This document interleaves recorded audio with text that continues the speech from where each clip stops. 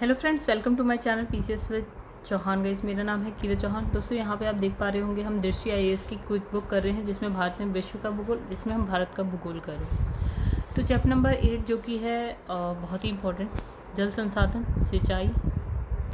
देखिए क्या है, जल संसाधन सिंचाई बहुउद्देशीय परियोजनाएं की बात करेंगे तो बहुत ही इंपॉर्टेंट सा ये जो है चैप्टर होने वाला है। ठीक है, इस यहाँ पे आप लोग जो है मेरा व्हाट्सएप नंबर भी देख सकते हैं। अगर आपकी कोई क्वेरी है, कोई हेल्प चाहिए तो आप बिल्कुल व्हाट्सएप कर सकते हैं। और ज्योग्राफी के लिए अगर मैं कहूँ एक बुक, सिर्फ और सिर्फ एक बुक की बात, तो आप ये बुक जो है आँख बंद करके ले सकते हैं। अगर आप ये बुक परचेज़ करना चाहते हो तो आप वीडियो की डिस्क्रिप्शन में जाइए, वहाँ पर आपको इसका लिंक मिल जाएगा। बेहतरीन या बेस्ट बुक है आपकी ज्योग्राफी के लिए। इसके अलावा आपको कुछ और पढ़ने की ज़रूरत नहीं पड़ेगी। सिलेबस से बात कर लेते हैं। कहीं चैप्टर नंबर 1 से हम लोगों ने स्टार्ट किया है। चलिए देखते हैं कहाँ तक हम लोग पहुँच चुके हैं। तो अभी फ़िलहाल हमने चैप्टर नंबर 7 भी कंप्लीट कर लिया। अभी हम चैप्टर नंबर 8 करेंगे। थोड़ा सा बड़ा चैप्टर है, कुछ 2-3 वीडियोज़ में होगा कंप्लीट, और बाकी के चैप्टर आप एक बार देख सकते हैं कि हमें आगे क्या क्या पढ़ना है। तो गाइस, अगर आप लोग को मेरी वीडियो पसंद आती है तो वीडियो को लाइक जरूर करा करिए, और चैनल को अभी तक आपने सब्सक्राइब नहीं किया है तो चैनल को सब्सक्राइब कर लीजिए। घटना चक्र की अगर आप वीडियो देखना चाहते हैं तो चैनल की प्लेलिस्ट में जाइए, ठीक है, वहाँ पे आपको मिल जाएंगी। चलिए, अब जहाँ तक हम कर चुके थे, यानी कि जो हमारा चैप्टर है उसको स्टार्ट करते हैं। ठीक है, तो चैप्टर है हमारा जल संसाधन सिंचाई एवं बहुउद्देशीय परियोजना, यानी कि water resources irrigation and multipurpose project की यहाँ पे बात करेंगे। इंपॉर्टेंट चैप्टर है बहुत ज़्यादा। चलिए, सबसे पहले हम बात करते हैं जनरल इंट्रोडक्शन की। तो यहाँ पे लिखा है जल हाइड्रोजन। ऑक्सीजन का क्या होता है, यौगिक होता है, हमें पता है H2O। तो हाइड्रोजन ऑक्सीजन का यौगिक है। ठीक है, इसमें लिखा है कि पृथ्वी की लगभग 71% जो भूभाग है वो जल, मतलब अगर आप पूरे पृथ्वी की बात करें तो उसके 71% भाग पे आपको जल मिलेगा, जिसके अंतर्गत महासागर आते हैं, सागर आते हैं, झीलें आती हैं, नदियाँ, ग्लेशियर्स, ये सारी चीज़ें आती हैं। ठीक है, अब इसने कहा कि ये मनुष्य, जीव जंतु, पादपों की क्या है, जीवनोपयोगी मूलभूत आवश्यकता का एक प्रमुख क्या है, प्राकृतिक संसाधन, बहुमूल्य राष्ट्रीय संपदा। यानी इसने कहा कि मनुष्य, जीव जंतु और पादप के जीवन के लिए उपयोगी है जल। ठीक है, और ये क्या है, मूलभूत आवश्यकता है, बेसिक रिक्वायरमेंट जो है भारत करें, ये मनुष्यों की, जीव जंतुओं की, पादपों की, वो जल है। ठीक है, तो ये क्या है, एक प्राकृतिक संसाधन है, बिल्कुल प्रकृति द्वारा दिया गया, हमने नहीं बनाया। दूसरा ये है कि बहुमूल्य राष्ट्रीय संपदा भी है। ठीक है, और इसमें भारत में उपलब्ध और जो उपयोग योग्य जो जल है प्रति वर्ष अगर हम बात करें तो देखिए यहाँ पे क्या लिखा है, 1991 से लेकर 2050 तक का इसमें दे रखा है। तो देखिए यहाँ पे लिखा है 1991 में अगर हम बात करें तो जनसंख्या कितनी थी भारत की, तो यह है 850 मिलियन जनसंख्या थी। ठीक है, और तब जल यहाँ पे लिखा है कि कितना उपलब्ध था और उपयोग योग्य कितना था। मतलब इसने कहा अगर 2800 जल है और तो 1290 तक हम उसका उपयोग कर पा रहे थे। ठीक है, फिर यहाँ 2001 की इसने बात करी है। ठीक है, यहाँ पे देख लीजिए जैसे कि जनसंख्या बढ़ गई, बट अभी हमारे पास देखिए जल जो है उपयोग करने के लिए वो कम हो गया। 2011 की बात करिए और जनसंख्या बढ़ जाती है और जल जो उपयोग करने के लिए, मतलब उपयोग योग्य जल की मात्रा जो हो रही है कम हो जा रही है। फिर इसने कहा कि और 2025 तक यहाँ इसने कहा कि जो जनसंख्या है वो इतनी हो रही है। देखिए, इतने रटने की जरूरत नहीं है, बस इसे समझिए कि देखिए जनसंख्या इतनी हो सकती है और जो हम जल उपयोग कर सकते हैं वो भी क्या हो रहा है, कम हो रहा है, और उपलब्ध जल भी देखिए अब कम होता जा रहा है। ठीक है, 2050 तक अनुमानित जनसंख्या दे रखी है यहाँ पे, और जल देखिए यहाँ पे कितना हो गया, मतलब कितना कम हो गया। मतलब यहाँ पे आप देख सकते हैं कि यहाँ वाटर क्राइसिस आ रहा है। मतलब जल आपको, मतलब जितना होना चाहिए उससे कम ही होता जा रहा है, कम जनसंख्या लेकिन बढ़ती जा रही है, बट जल हमें पीने के लिए या उपयोग करने के लिए कम मिलता जा रहा है। ठीक है, तो मतलब ये क्या एक तरह का आप कह सकते हैं ना, क्राइसिस है, वाटर क्राइसिस। इसमें लिखा है जो वैश्विक ताज़े पानी में भारत की जो कुल हिस्सेदारी कितनी है, 4% है। यहाँ विश्व का लगभग 70, मतलब देखिए अगर हम पूरे वर्ल्ड की बात करें तो ताज़ा पानी भारत के पास कितना है, 4% है, और विश्व की 17% जनसंख्या यहीं भारत में निवास करती है। भारत सरकार के आंकड़ों के अनुसार इसने कहा कि 2001-2011 में जो है प्रति व्यक्ति औसत वार्षिक जल उपलब्धता यहाँ पे लिखा है इतना क्यूबिक मीटर्स और इतनी क्यूबिक मीटर्स है। ठीक है, और 2021-2025 की बात करें तो इसने कहा इतने घन मीटर तक रहेगा। ठीक है, यानी कि गाइस यहाँ पे हम क्या देख रहे हैं, रटना नहीं है हमें कुछ भी। तो 2001 में 1800, 2011 में मतलब 10 साल बाद 1500, मतलब 1800 से कम हो गया। फिर 2021 में 1400 और कम हो गया, 2025 में और कम हो गया। मतलब इसने कहा प्रति व्यक्ति जो जल की मात्रा हो रही है ना, औसत मात्रा, वार्षिक जो जल उपलब्धता है वो क्या है, हम देख रहे हैं कि वो कम होती जा रही है। जल संसाधनों का कुशलतम उपयोग, अधिकतम विकास अत्यंत महत्वपूर्ण है। मतलब इसने कहा कि जल एक संसाधन है, हम सब जानते हैं, उसका उपयोग तरीके से करिए, पहली बात।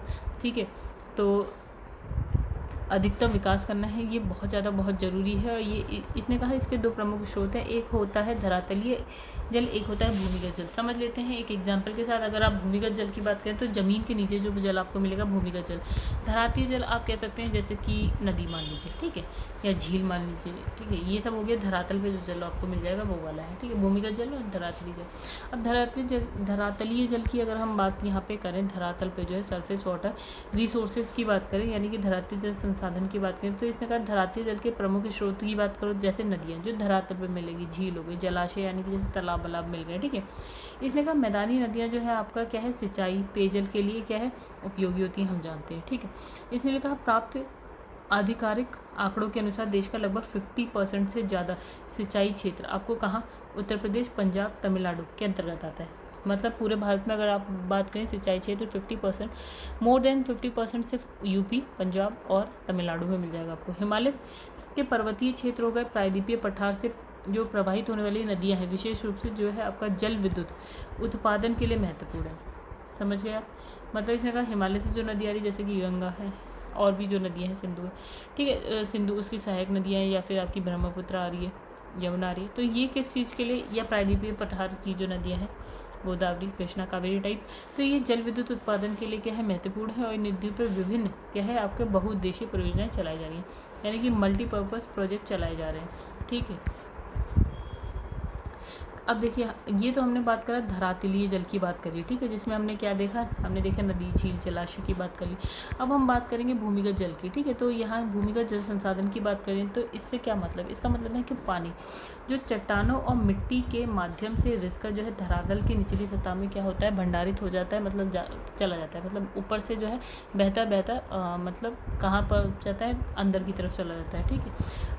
जिन चट्टानों में ये जल जो है संग्रहित होता है उन्हें हम जलीय चट्टानी परत कहते हैं। मतलब देखिए चट्टानें बहुत है, सारे चट्टानों के अंदर आपको जल नहीं मिलेगा, लेकिन जिसमें मिलेगा उसको हम बोलते हैं क्या, जलीय चट्टानी परत, ठीक है। देश के विभिन्न भागों में क्या है, भौम जल का विकास समान रूप से नहीं है, मतलब अलग अलग भागों में भूमि का जो जल, सपोज कि एक ये भाग है, ठीक है, एक ये भाग है, एक ये भाग है, ठीक है, तो इसमें आपको भूमि जल स्तर मान लेते हैं इतना मिलेगा, इसमें इतना मिलेगा, इसमें शायद इतना ही मिले आपको जल, ठीक है, ऐसा। अब इसने कहा कुछ क्षेत्रों में क्या है, भौम जल प्रचुर मात्रा में उपलब्ध होता है और वहीं कुछ में क्या होता है, इसकी कमी होती है, ठीक है। भूमि का जल जो है कुछ में तो आपको अच्छा खासा मिलेगा, कुछ में कमी मिलेगी। भौम जल के विभिन्न कार्यों के अति दोहन से से भी इसमें जो है कमी आती है। भूमिगत जल संसाधन अनेक कारकों से प्रभावित होता है। मतलब इसने कहा अगर आप तमीज़ से तरीके से अगर जल का उपयोग नहीं करेंगे तो उसमें कमी आएगी, ठीक है।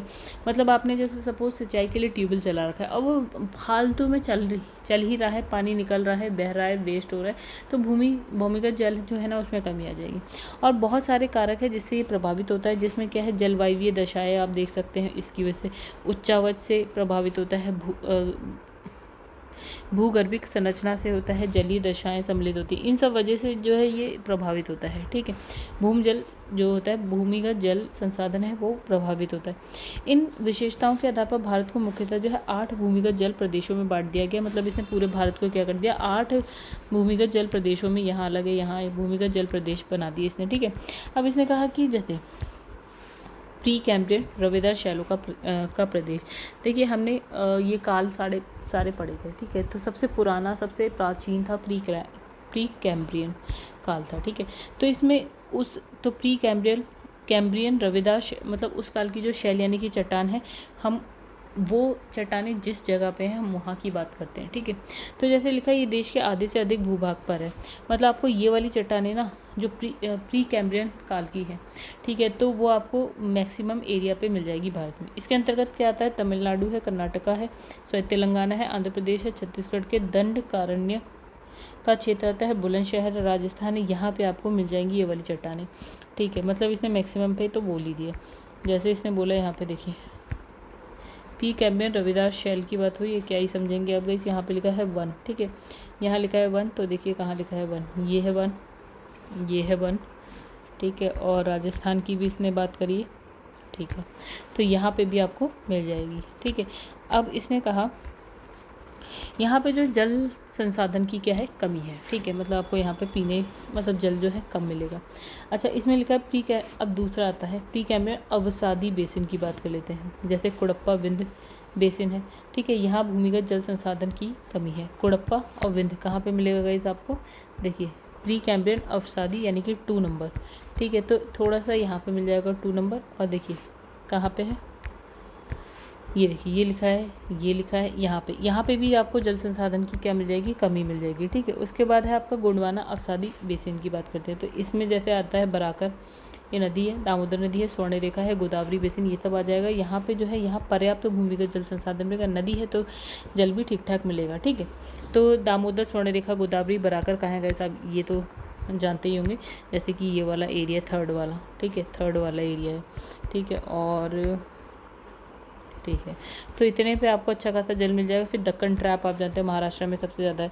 तो इसमें लिखा है अवैध बेसाल्टी चट्टानों की उपस्थिति के कारण भूमिगत जल की जो है यहाँ पे भी क्या है, भूमिगत जल की कमी मिल जाएगी। इसमें महाराष्ट्र कर्नाटका वाला एरिया आ जाता है, ठीक है। आप जानते हैं महाराष्ट्र कहाँ है, कर्नाटका कहाँ है। फिर इसने कहा सेनेजोइक अवसादी बेसिन की अगर बात करें तो इसमें क्या आपका आता है, तटवर्ती आंध्र प्रदेश है, तमिलनाडु है, केरल है, गुजरात है, ये सब आ जाते हैं। इसमें टर्शरी सेल की उपस्थिति के कारण क्या पर्याप्त भूमिगत जल पाए जाते हैं, ठीक है। तो यानी कि आपको आंध्र प्रदेश वाले में, तमिलनाडु वाले में, केरल, गुजरात वाले में अच्छा खासा पानी मिल जाएगा। फिर सेनेजोइक भ्रंश बेसिन की अगर हम बात करें, नर्मदा, तापी, भ्रंश, देखिए नर्मदा तापी तो वैसे भी आप लोग जानते हैं भ्रंश घाटी से होती हुई जो है बहते बहते कहाँ पहुँच जाती है, अरब सागर में पहुँचती है। तो वही लिखा है, इसमें लिखा है सेनेजोइक भ्रंश बेसिन की बात करें तो इसमें देखिए क्या है, नर्मदा, तापी, पूर्णा नदी है, ठीक है। अब इसमें क्या है, भूमिगत जल संसाधन इसमें भी पाए जाते हैं। इनफैक्ट मतलब ये समझ लीजिए जहाँ नदियों की बात करिए वहाँ पे जल आपको मिल जाएगा, ठीक है, भूमिगत जल, क्योंकि वो रिश्ता हुआ नीचे तक चला जाता है। अब इसमें गंगा ब्रह्मपुत्र बेसिन की अगर बात करें तो देश का जो सबसे ज़्यादा भूमिगत जल संपन्न देश है कौन सा, ये वाला प्रदेश है, ठीक है। क्यों, क्योंकि भैया इससे बड़ी और इससे ज़्यादा बड़ा बेसिन किसका है, गंगा ब्रह्मपुत्र से। तो इसके अंतर्गत क्या उत्तर प्रदेश आ जाता है, बिहार है, असम है, वेस्ट बंगाल तक आता है। मतलब जहाँ जहाँ गंगा बह रही है वहाँ वहाँ की बात हो गई। और यहाँ देश का लगभग 44% भूमिगत जल मिल जाएगा आपको, ठीक है, 44%। इंपॉर्टेंट बात, हिमालय क्षेत्र की बात कर लेते हैं तो इसमें क्या है, जो भूमिगत जल संसाधन की कमी पाई जाती है। क्यों, क्योंकि मैक्सिमम जल जो है ना भूमि के अंदर जाने की बजाय बह जाता है, नीचे चला जाता है ढालों के सहारे। अच्छा, इसके अंतर्गत हिमालयी राज्य जैसे कि आपका उत्तराखंड है, हिमाचल प्रदेश है, जम्मू कश्मीर, ये सब आ जाता है। तो जल संसाधनों का उपयोग क्या, सिंचाई, पेयजल, परिवहन, जल बहुउद्देशीय नदी घाटी परियोजनाओं में हो जाता है, उद्योग में हो जाता है, घरेलू उपाय, इन सब में क्षेत्रों में होता है। मतलब जो हम कहते हैं मल्टीपर्पज़ जो प्रोजेक्ट होते हैं तो वो किस चीज़ के लिए होते हैं, देखिए सिंचाई के लिए जल ले लेते हैं हम, ठीक है, पेयजल के लिए है, परिवहन के लिए, बहुउद्देशीय नदी घाटी परियोजनाओं के लिए हो जाता है, उद्योग, घरेलू उपाय, इन सब के लिए, बिजली के लिए हम जल का उपयोग करते हैं। तो चलिए अब देखिए यहाँ पे लिखा है सिंचाई यानी कि इरिगेशन की यहाँ पे बात करते हैं, ठीक है।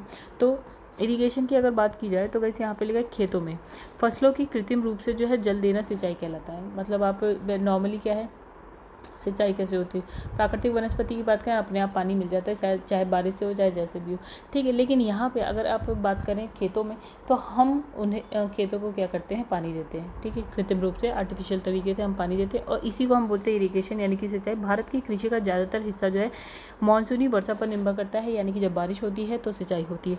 यही कारण है कि जब मानसून ठीक रहता है तो फसलों का उत्पादन भी अच्छा होता है, लेकिन जब मानसून खराब रहता है तो हम देखते हैं कि फसल नष्ट हो जाती है, बेकार हो जाती है और उत्पादन जो है अपेक्षाकृत कम हो जाता है, ठीक है।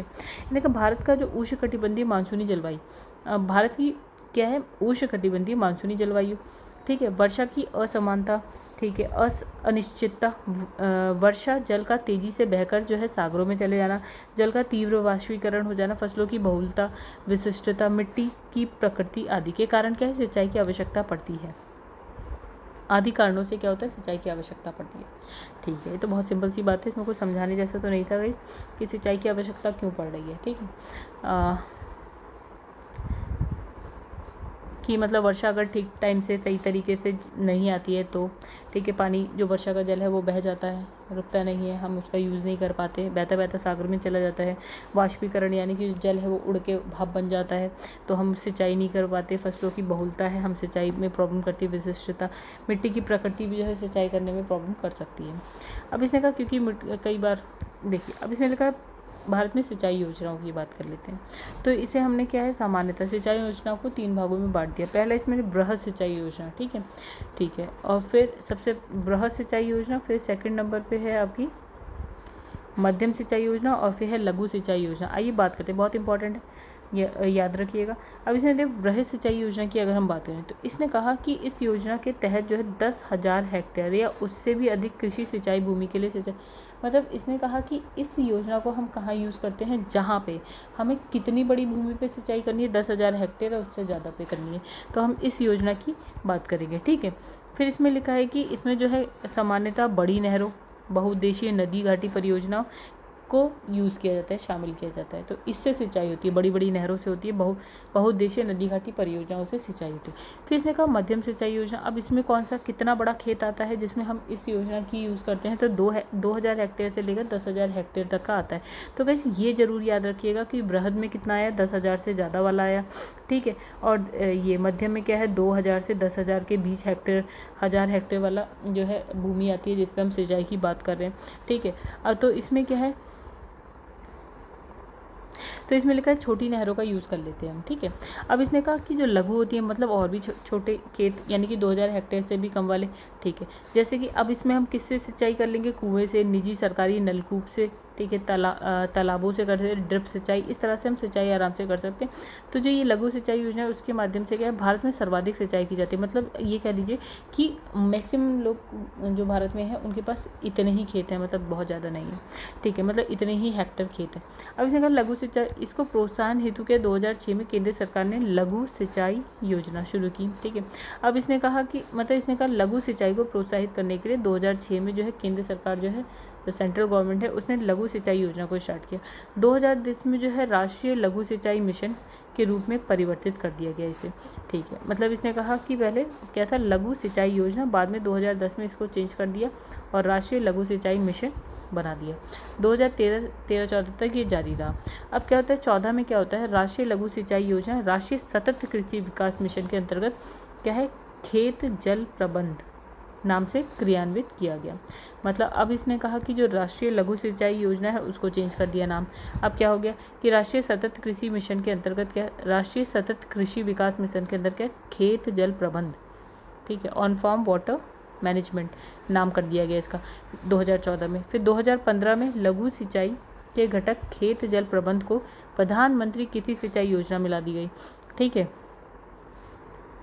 मतलब अब इसको हमने किस में मिला दिया, खेत जल प्रबंधन को हमने किस में मिला दिया, प्रधानमंत्री कृषि सिंचाई योजना में मिला दिया गया 2015 में। ठीक है, मतलब बस नाम बदलते गए, काम वही हो रहा है। ठीक है, अब इसने कहा सिंचाई के साधन की बात करें कि हम अपने जो खेतों में सिंचाई करते हैं वो किस किस तरीके से, किस किस चीज़ों से कर सकते हैं। तो इसने कहा कुल सिंचाई क्षेत्रफल के लगभग आधे से अधिक पर जो है सिंचाई छोटे संसाधनों, जैसे इसने कहा आधे से अधिक खेतों पर जो है सिंचाई होती है वो कुएँ से होती है, नलकूप से होती है, तालाबों से होती है, झील जलाशय यानी कि इन सब से हो जाती है। ठीक है, और शेष भाग में जो है सिंचाई किससे होती है, नहरों से होती है, जैसे बड़े संसाधनों के माध्यम से की जाती है। ठीक है, नहरों से की जा रही है। अब इसमें सिंचाई में सहायक विभिन्न साधन का अनुपातिक योगदान निम्नलिखित तालिका में दिया है। मतलब इसने कहा कितनी खेती मतलब कितनी सिंचाई किससे हो रही है। इसने कहा कुएँ और नलकूप में, जो भारत में कुएँ और नलकूप से कितनी सिंचाई हो रही है, भारत में जितने खेत हैं उसमें से 61% खेतों में जो इससे हो रही है, और 24% खेतों में किससे हो रही है, नहरों से हम सिंचाई कर रहे हैं। 2% या कह लीजिए 3% में हम तालाब से सिंचाई कर रहे हैं, और बचा हुआ जो 10% है उसमें हमने अन्य तरीके अपना लिए हैं सिंचाई के लिए। ठीक है, अब आगे बढ़ते हैं। तो इसने कहा सबसे पहले बात करते हैं कुएँ और नलकूप से, यानी कि ट्यूबवेल, आप बोलते हैं ना ट्यूबवेल जो गांव में लगे होते हैं। ठीक है, वेल यानी कि कुएँ, और ट्यूबवेल मतलब जो आप देखते हैं घर में, तो इनसे सिंचाई हो रही है। और इसने कहा कितने % हम इससे कर रहे हैं, तो 61 या 61.5% हम इसी से कर रहे हैं। तो देश की कुल सिंचित भूमि के 61% या 61.58% भाग पे जो है सिंचाई इसी से हो रही है। और वर्तमान में भारत में सिंचाई के सबसे क्या है सर्व प्रमुख साधन है। मतलब आप मेन जो है ट्यूबवेल से ही कर रहे हैं, कुएँ से भी कौन ही करता है पता नहीं, लेकिन ट्यूबवेल आपने सुना होगा नॉर्मली, तो ट्यूबवेल से सिंचाई होती है। अब इसने कहा जैसे गुजरात है, महाराष्ट्र है, पंजाब, राजस्थान, उत्तर प्रदेश, तो यहाँ पे तो ट्यूबवेल या नलकूप ये कुएँ से ही हो रही है। इसके अलावा हरियाणा, बिहार, तमिलनाडु, आंध्र प्रदेश, कर्नाटका, उसमें कुओं को नलकूप की सहायता से सिंचाई हो रही है। यहाँ पे भी ये चीज़ें हो रही है, ठीक है। अब इसने कहा जो नलकूप है यानी कि ट्यूबवेल है, सर्वाधिक संख्या में कहाँ पे आपको मिल जाएगा? उत्तर प्रदेश में। क्वेश्चन बन गया आपको, ठीक है। इसका सबसे ज़्यादा जो विस्तार हुआ है वो सरयू पार के मैदान में हुआ है। कहाँ पे हुआ है? सरयू पार के मैदान में। तो ये भी बात हो गई इंपॉर्टेंट। अब देखिए यहाँ पे लिखा है नेक्स्ट, इसमें जो इसने कहा कुएँ और नलकूप सिंचाई के लाभ क्या है। देखिए अब इसने कहा कि देखिए लाभ क्या है इसके नॉर्मली। अब वर्षा की बात करें तो उसमें कुछ फ़ायदा है, कुछ उससे भी हानि है, ठीक है। अब यहाँ पे लाभ देखिए कि इसने कहा जो निर्धन कृषक है उनके लिए कुएं द्वारा सिंचाई अधिक सुगम और क्या है? सस्ता साधन है। मतलब जिनके पास कम पैसा है कुएं से करें आराम से। कुएं और जो ट्यूबवेल सिंचाई से क्या होता है? मृदा के लवड़ी होने का खतरा नहीं होता है, ठीक है। एक बात फिर इसने कहा जल के उपयोग के कारण ही, आवश्यकता अनुसार जल के उपयोग के कारण ही नहरों की अपेक्षा जल की बर्बादी कम होती है। मतलब जब आपको पानी की ज़रूरत है तो आपने ट्यूबवेल चला लिया, जब आपको पानी की ज़रूरत है आपने कुएं से ले लिया। अदरवाइज़ आपको ज़रूरत नहीं है कि आप ट्यूबवेल चलाए रखें, बंद कर दीजिए। जब ज़रूरत है तो करिए, अदरवाइज बंद करिए, ठीक है। अब यहाँ इससे जो है सिंचाई से समस्याएँ भी हैं, कुछ कुएँ नलकूप सिंचाई से समस्याएँ भी हैं। चलिए समस्याएँ देखते हैं। तो इसने कहा कुएँ और नलकूप के द्वारा क्या होता है? केवल सीमित क्षेत्र में ही सिंचाई की जा सकती है। आप कहो कि यहाँ मैंने कुआं लगा दिया और यहाँ से मैं जाऊँ और 50 किलोमीटर दूर जो है सिंचाई कर लूँ, तो नहीं पॉसिबल हो सकता, ठीक है। तो कैसे क्या हो रहा है? चलिए अब इसके द्वारा जो है सिंचाई के लिए जल निकालने के कारण जो है गर्मी के मौसम में भूमिगत जल का स्तर जो है अत्यधिक नीचे चले जाता है, जिसके कारण पेयजल की उपलब्धता में समस्या आती है। यानी कि अगर आप कुएं की बात करें या फिर आप नलकूप की बात करें, ठीक है, तो उससे जो है पानी का लेवल जो है आपका क्या है और नीचे चला जाएगा गर्मी के टाइम में, तो पानी पीने के लिए आपको कम मिलेगा। अब इसने लिखा है बिजली अगर नहीं है, बिजली की कमी के कारण बिजली से चलने वाले जो ट्यूबवेल होते हैं तो उसमें भी प्रॉब्लम होगी। अगर आपके गांव में या आसपास के इलाके में बिजली नहीं तो कैसे चलाएंगे? नहीं चला सकते ट्यूबवेल। अब इसमें कठोर चट्टानों वाले क्षेत्रों में जो है खासकर प्रायद्वीपीय पठारी क्षेत्रों में आप कुएं नहीं लगा सकते, कुएं नहीं बना सकते ट्यूबवेल लगाना, क्योंकि वहाँ पर गड्ढा करना पड़ता है इतनी नीचे, तो इतना आसान नहीं हो पाता है, ठीक है। तो ये प्रॉब्लम है, ये समस्या है, ठीक है। अब यहाँ पर लिखा है सोनी परियोजना। देखिए इसने कहा कि यहाँ पे 2007 में प्रधानमंत्री मोदी ने क्या किया? गुजरात के बोटाड जिले में सौराष्ट्र नर्मदा अवतरण सिंचाई परियोजना के चरण 1 यानी कि लिंक 2 को क्या है? राष्ट्र को समर्पित किया। उन्होंने क्या है? सोनी योजना का चरण 2 जो है आपका की आधारशिला रखी, ठीक है। फिर इसने कहा कि इस परियोजना की संकल्पना नर्मदा नदी के बाढ़ के पानी से सौराष्ट्र क्षेत्र की 10 लाख एकड़ जमीन को लाभान्वित करने के लिए की गई थी, ठीक है। मतलब हेल्प किससे मिल रही है? नर्मदा नदी से। तो इसने कहा कि नर्मदा नदी के जो बाढ़ का पानी है उससे सौराष्ट्र क्षेत्र की जो 10 लाख एकड़ भूमि है उसको लाभान्वित किया जा रहा है। इसके तहत सौराष्ट्र क्षेत्र में जो है 115 बांधों को जोड़ा गया और इस क्षेत्र को जो है सूखे की जो समस्या है उससे निजात दिलाया गया, ठीक है। सौराष्ट्र क्षेत्र में जो सूखा पड़ रहा था वहाँ पे हमने क्या किया? वहाँ पे हम नर्मदा नदी का पानी ले आए, ठीक है। अब यहाँ पे देखिए समस्याएं हमने पढ़ ली। अब देखिए दूसरा जो था, अभी हमने कुएं और नलकूप की बात करी, अब हम बात करेंगे नहर से सिंचाई हो रही है। अब देखिए भारत में सिंचाई का दूसरा सबसे प्रमुख साधन है ये, मतलब यानी कि भारत में जो सिंचाई 24% सिंचाई हम नहरों से कर रहे हैं, ठीक है। तो इसने कहा नहरों द्वारा जो है सिंचाई उत्तर भारत में अधिक होती है, ठीक है, और दक्षिण भारत में क्या है? कठोर चट्टानी संरचना का विकास होने के कारण जो है नहर निर्माण का प्रक्रिया जो है अत्यंत जटिल है, तो इसका विकास जो है सीमित क्षेत्र में है। मतलब इसने कहा कि उत्तर भारत में जो हम नहरें बनाना आसान है दक्षिण भारत की अपेक्षा, क्योंकि दक्षिण भारत में क्या है? चट्टाने हैं अधिकतर, क्योंकि प्रायद्वीपीय पठार है तो चट्टाने बहुत है, मतलब बहुत ठोस चट्टाने हैं, उन्हें काटना मुश्किल है, तो नहरें बनाना भी मुश्किल हो जाता है। अब इसने कहा उत्तर भारत में क्या है? मुलायम जलोढ़ मृदा का विकास होने के कारण नहरों का जाल निर्मित करना क्या होता है? आसान हो जाता है, ठीक है। मिट्टी सॉफ्ट होती है, यही कारण है कि सतलुज गंगा मैदानी क्षेत्र में नहरें अच्छी खासी आपको मिल जाएंगी, ठीक है। आगे बढ़ते हैं। अब इसने कहा कि नहरों द्वारा देश के कुल सिंचित क्षेत्र का सबसे ज़्यादा विस्तार उत्तर प्रदेश में है, ठीक है। इसके अलावा हम ये चीज़ मध्य प्रदेश में, आंध्र प्रदेश में, हरियाणा, पंजाब और बिहार में भी देख लेंगे कि नहरों से सिंचाई होती है, ठीक है। अब फिर उसके बाद अगर हम बात करें दोस्तों नहर सिंचाई के लाभ देखिए। अब यहाँ इसने लिखा है कि नहरों द्वारा पूरे वर्ष जो है सिंचाई हेतु जल की उपलब्धता बनी रहती है। मतलब अब आप ये नहीं कहेंगे बारिश हो रही है तो नहीं हो रही है, तो नहरों में पानी है, हम सिंचाई कर सकते हैं।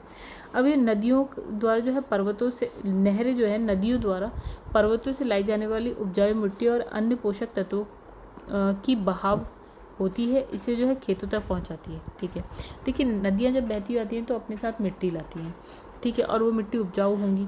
ठीक है, उसमें पोषक तत्व भी आपको मिल जाएंगे। ठीक है, तो ये आगे जाते जाते खेतों तक मिल जाएंगे। ठीक है, अब जब नहरों द्वारा दूर तक सिंचाई के लिए भरपूर जल उपलब्ध कराया जा सकता है, यानी कि अगर आपको दूर तक सिंचाई करनी है, नहरें बनाई, नदियों से नहरें निकलती हुई जहाँ तक ले जानी। जैसे सबसे अच्छा एग्जाम्पल है आपका इंदिरा गांधी, जो कि इंदिरा गांधी नहर जो है आपकी, वो आपकी राजस्थान तक चली आ रही है। ठीक है, सतलुज, यहाँ से सतलुज आ रही है, यहाँ से व्यास रिवर आ रही है, दोनों जहाँ पे मिले हीराकुंड, यहाँ से एक नहर निकली है इंदिरा गांधी नहर। ठीक है, तो इससे जो है राजस्थान तक को जो है अच्छी खासी सिंचाई का मौका मिल रहा है।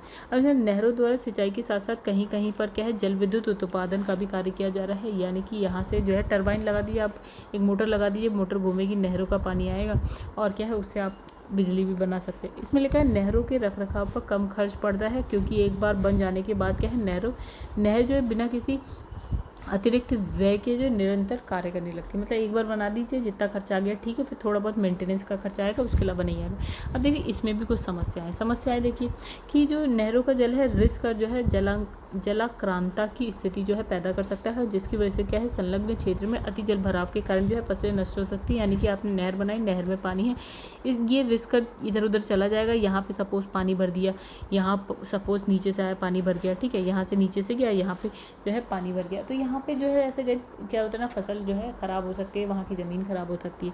ठीक है, अब इसने कहा नहरों के रिसाव के कारण कई स्थान पर क्या है, दलदल की स्थिति मतलब दलदल बन जाएगा। ठीक है, अब इसने कहा मलेरिया मच्छर पनपने की समस्या हो जाएगी। इंदिरा गांधी नहर के आसपास क्या है, ये समस्या देखने को बहुत ज़्यादा मिलती है। ठीक है, आगे बढ़ते हैं। तो गाइस यहाँ पे लिखा है नहरों द्वारा अति सिंचाई से क्या है, भूमि में लवणता की मात्रा में वृद्धि हो जाएगी। अब देखो भूमि की जो मतलब मृदा में लवणता की मात्रा बढ़ जाएगी। ठीक है, भूमि क्या हो जाएगी, बेकार हो जाएगी, ऊसर हो जाएगी। ठीक है, जैसे कि आप पश्चिमी उत्तर प्रदेश की बात करें, पंजाब हरियाणा की बात करें, राजस्थान में बात करें, तो ये समस्या वहाँ पर आपको देखने को मिल जाएगी। महाराष्ट्र की नीरा नदी की घाटी में क्या नमक की सतह जम जाने से लगभग जो हज़ारों हेक्टेयर भूमि जो है बेकार हो गई। ठीक है, कौन सी नदी, नीरा नदी, कहाँ, महाराष्ट्र में। ठीक है, अब इसी कारण नहरों द्वारा सिंचाई केवल जो है समतल मैदानी भागों में ही संभव हो पाएगी। अगर मैदान असमतल है, पथरीला है, तो वहाँ पे क्या है कि नहरों की खुदाई या जल का बहाव है वो कठिन है। मतलब वही बात कही कि प्रायद्वीपीय भारत की अगर हम बात करें तो नहरें बनाना ही मुश्किल है। ठीक है, नहरों के जल के साथ क्या है नुकसानदेह क्या है, खरपतवार के बीज भी खेतों में पहुँच जाते हैं और फसलों को क्या करते हैं, नुकसान पहुँचाते हैं। ठीक है, तो चलिए प्रमुख नहर सिंचाई,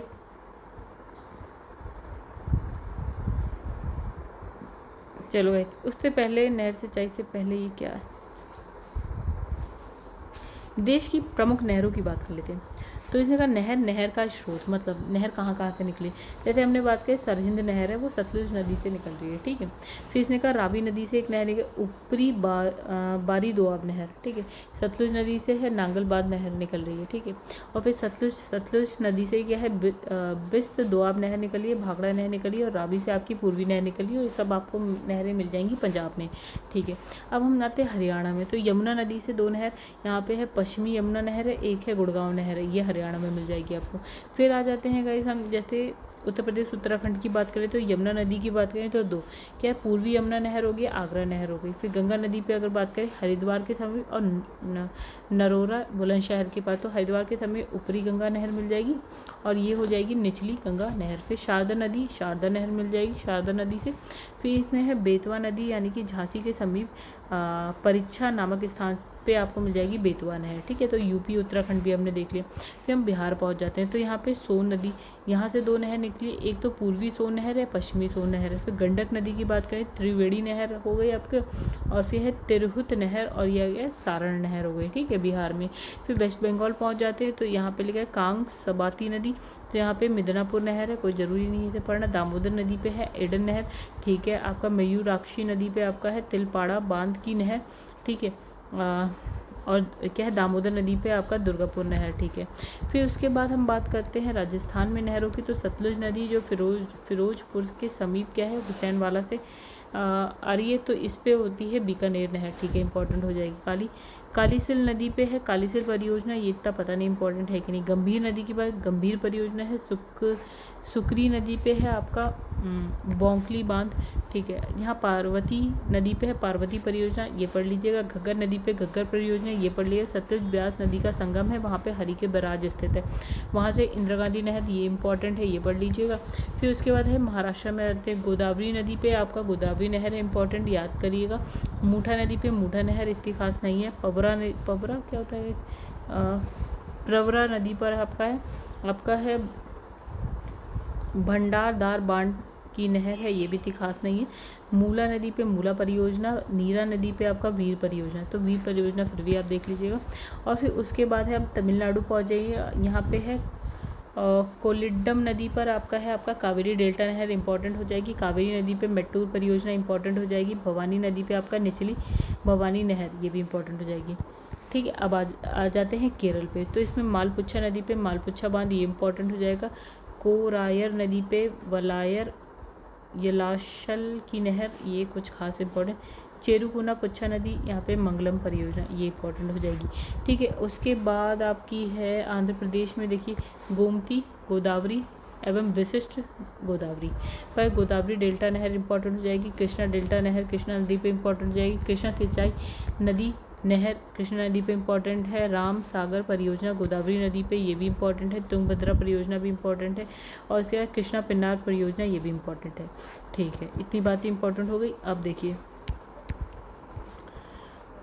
तो गाइस अब देखिए यहाँ लिखा प्रमुख नहर सिंचाई परियोजना की बात करें तो यहाँ पे सबसे इंपॉर्टेंट इंदिरा गांधी नहर परियोजना की बात करें तो विश्व की विशालतम सिंचाई परियोजना है ये, मतलब विश्व की विशालतम सिंचाई परियोजनाओं में से एक है।